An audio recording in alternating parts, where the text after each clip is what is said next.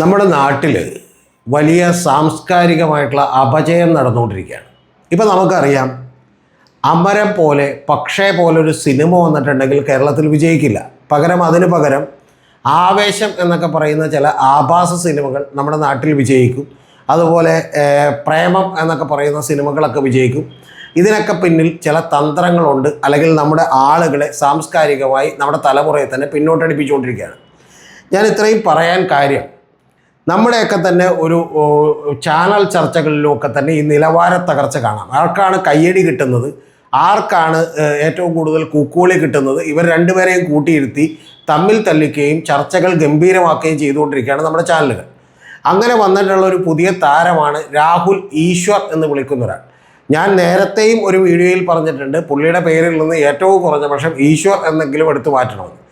അതിൻ്റെ കാരണം, ഇദ്ദേഹം വന്നിട്ട് പറയുന്ന അഭിപ്രായങ്ങളൊക്കെ വെറും വിദണ്ഡവാദങ്ങളാണ് പറഞ്ഞുകൊണ്ടിരിക്കുന്നത്. എന്ന് പറഞ്ഞിട്ടുണ്ടെങ്കിൽ ഏത് ഭാഗത്താണ് ഇയാൾ നിൽക്കുന്നതെന്ന് പോലും നമുക്ക് സംശയം തോന്നും. അതുകൊണ്ട് തന്നെ ഇദ്ദേഹത്തെ ബാലൻസിങ് സിംഹം എന്നാണ് വിളിക്കാറുള്ളത്.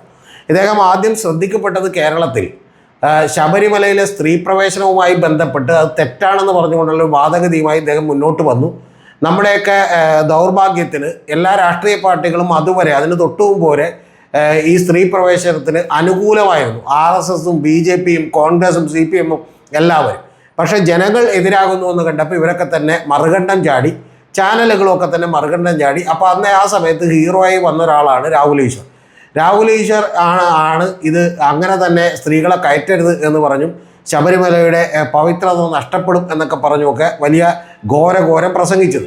ഇതൊക്കെ പറയുമ്പോൾ ഇദ്ദേഹത്തിൻ്റെ അമ്മാവനായിട്ടുള്ള വേറൊരു തന്ത്രി, അദ്ദേഹം ശോഭാ ജോണിൻ്റെ അടുത്ത് ചെന്ന് ചെറിയൊരു മറ്റേ പൂജ നടത്താൻ വേണ്ടി പോയി എന്നാണ് പറയുന്നത്. ആ പൂജ നടത്താൻ വേണ്ടി പോവുകയും ഇദ്ദേഹത്തെ പിടിച്ചു വെക്കുകയും ഏതാണ്ട് 15 ലക്ഷം രൂപ ആവശ്യപ്പെടുകയൊക്കെ ചെയ്ത സംഭവങ്ങളൊക്കെ നമുക്കറിയാം.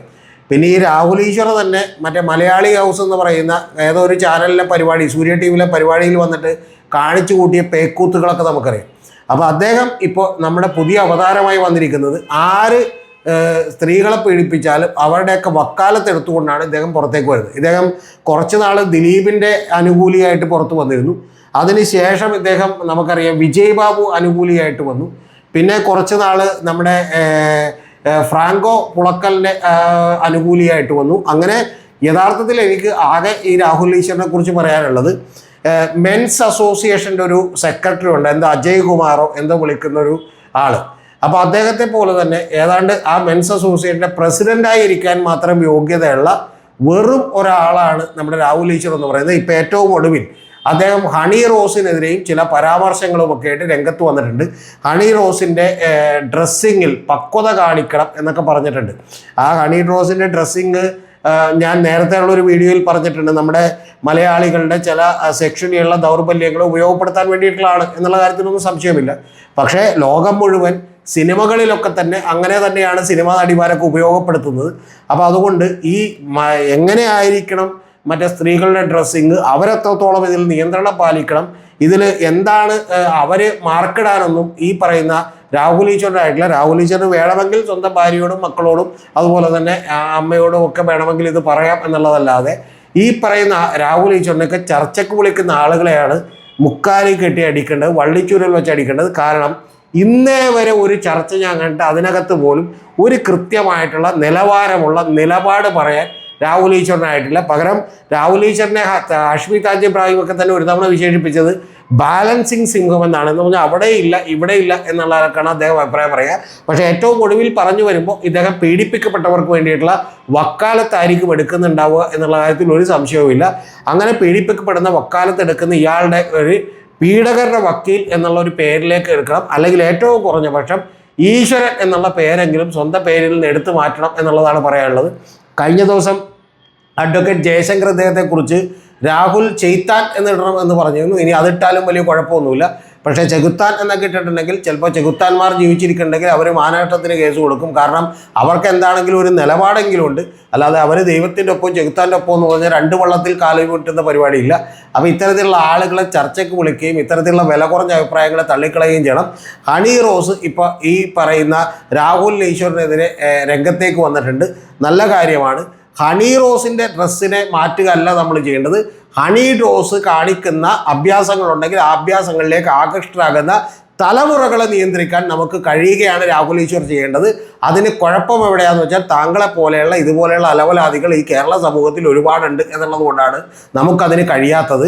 അതിൻ്റെ കാരണം അത്തരത്തിലുള്ള അലവലാദികളെ സൃഷ്ടിക്കാൻ കഴിഞ്ഞിട്ടുള്ളത് താങ്കൾ ഇതുപോലെ പീഡകർക്ക് വേണ്ടി വന്ന് ന്യായീകരിക്കുന്നത് കൊണ്ടുകൂടിയാണ്.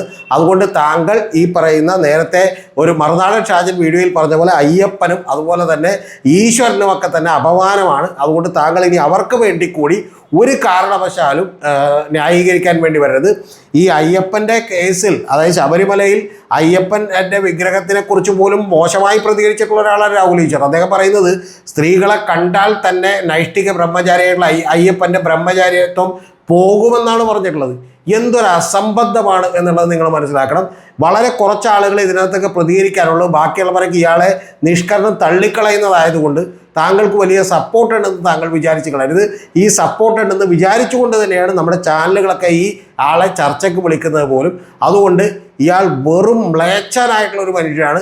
അതുകൊണ്ട് ഇത്തരത്തിലുള്ള ആളുകളുടെ അഭിപ്രായങ്ങൾ കേൾക്കരുത് എന്നാണ് എനിക്ക് നിങ്ങളോട് ഓരോരുത്തരോടും പറയാനുള്ളത്. കാരണം അങ്ങേയറ്റം വില കുറഞ്ഞ രണ്ട് വള്ളത്തിലും കാല് വെക്കുന്ന ഇദ്ദേഹത്തെ പോലെയുള്ള ആളുകൾ നമ്മുടെ സാംസ്കാരിക മണ്ഡലത്തിന് തന്നെ അങ്ങേയറ്റത്തെ അപമാനമാണ്. ചർച്ചകളിൽ പങ്കെടുക്കുന്ന ചാനലുകളും അപമാനിക്കപ്പെടുകയാണെന്ന് നിങ്ങൾ മനസ്സിലാക്കണം. നിങ്ങൾ ചരിത്രത്തിൻ്റെ ചവറ്റുകൊട്ടയിലേക്ക് വർഷങ്ങൾ കഴിയുമ്പോൾ എറിയപ്പെടും.